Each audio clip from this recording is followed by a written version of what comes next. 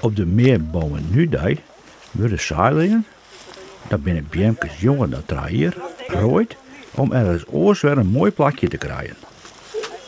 Nou, ze staan hier een beetje in de wei eigenlijk, want we hebben hier het heidegebied. En in het heidegebied willen we eigenlijk fietsen, wil je net een grote biemkes hebben, want dan kan die heide net goed functioneren voor het waterwingebied.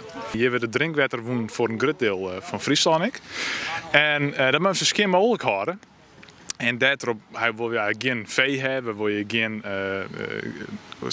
geen bestrijdingsmiddelen en dat soort dingen.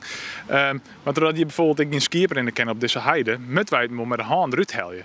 En dan is het echt ideaal dat deze mensen hier binnen om die biemkes eruit te halen voor ons. Dus het sterkste deel had gezegd van nou, we willen je mal stimuleren en helpen met deze actie. Dus de gemeente het sterkste deel.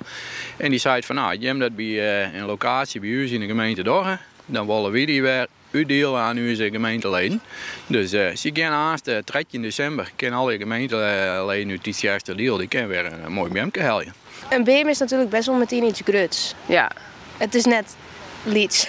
Dus nee, als het komt groeien dan neemt het een hele tuin in beslag. Maar ik wil dit wel onthouden voordat ik letter op mezelf ga. Dan denk ik, ik vind dit een mooi concept. Dan wil ik misschien wel biem zelf oogsten. Zeilingen zelf oogsten. En dan zet ik ze in mijn tuin. Ja.